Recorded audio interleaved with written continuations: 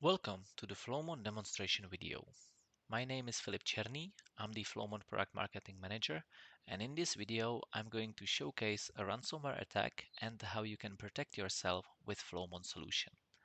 But before we dive into the demonstration, let me try to explain Flowmon in simple words. Imagine your body. When the weather outside is cold, you put on warm clothes, stay away from people that are sick, eat healthy and warm nutritious food, and so on. These are all the firewalls you put in place so no viruses get in your body and make you sick. However, even if you take the best care not to allow this to happen, unfortunately, there is no way in your life to avoid getting diseases such as the flu. But if you do get it, then your immune system starts doing its job. That means detecting the virus and responding to it. So either hopefully you don't experience any of the sickness symptoms and the immune system was capable to quickly detect and fight the virus, or it didn't and hopefully the flu goes away with little to no effect. Now imagine for a second if humans had no immune systems at all. What would it look like? It probably wouldn't be any good. Well, now let's look at your network environment. Flowmon is the immune system of your network. Regardless of how much you protect it so no threats get into the network, they will unfortunately find their ways in.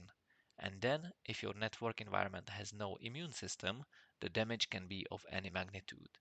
So the key point is don't leave your network without an immune system. Now, how does ransomware attack work? Once an attacker gains foot in the door by infecting your computer, he needs to do several steps to successfully carry out the ransomware attack.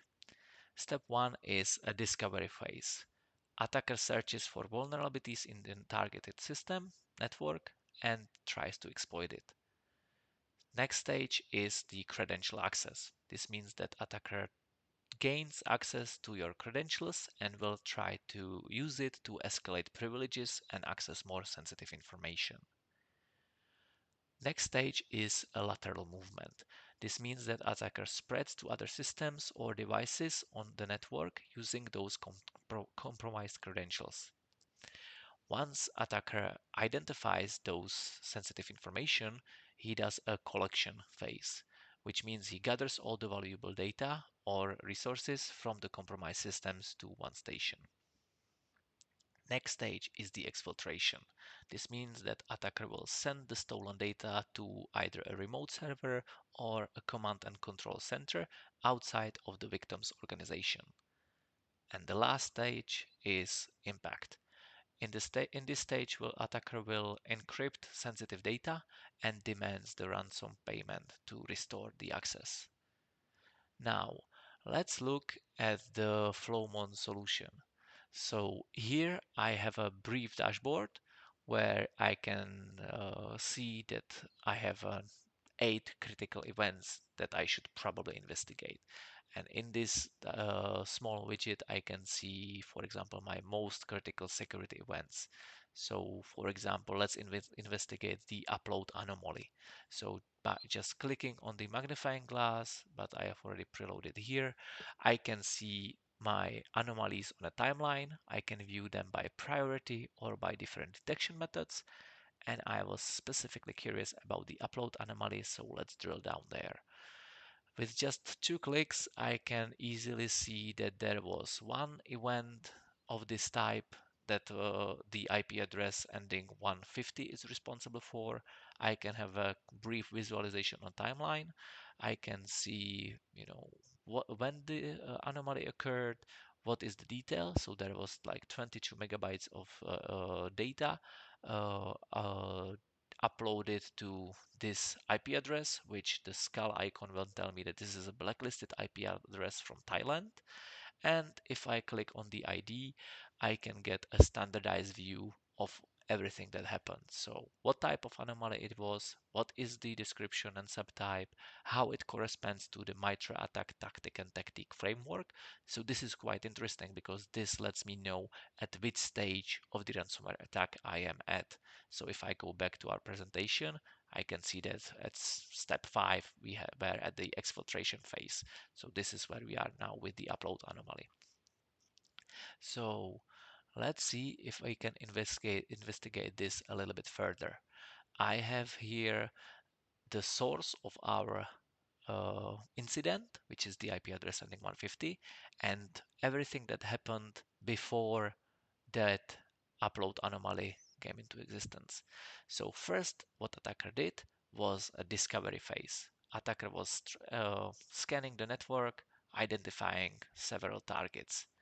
Next stage was the credential access, where attacker was first trying to break the password to the Samba server, which holds our sensitive information, IP address ending 12.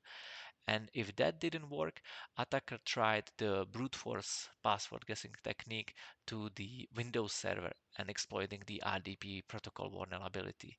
If I click here, I can get all the related evidence as needed, as well as the MITRE ATT&CK classification. So once attacker accessed the compromised Windows server, we can see that he initiated the communication with the known command and control server, which is this Thailand IP address, and he started exfiltrating those sensitive information. So for example, here in detail, I can see that a large payload of packets has been detected in the ICMP protocol, which is, for example, very strange for me as a security engineer because ICMP protocol should not carry any payload. So this is quite a sophisticated way how attacker can split the data into the smaller chunks and just ping it out of the network. With the ICMP anomaly, there was an alternative detection method that was also triggered, which is the upload anomaly, which we've investigated earlier. And lastly, we can see the last stage, which was impact, and that was the data encryption, encrypted for impact technique.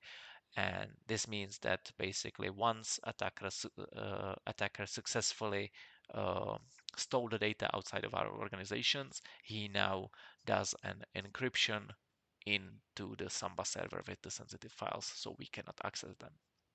So if if I would want to see, for example, how those relevant anomalies correspond to the MITRE ATT&CK framework separately, I can just as easily click on a different view and I can see that for credential access we've had those two attacks. For a discovery stage we've went through the scanning, but there was also alternative method that was triggered, and we also have the high transfer of for lateral movement, where we've transferred the data from the Samba server to our compromised device, and then the communication with the botnet and the final encryption.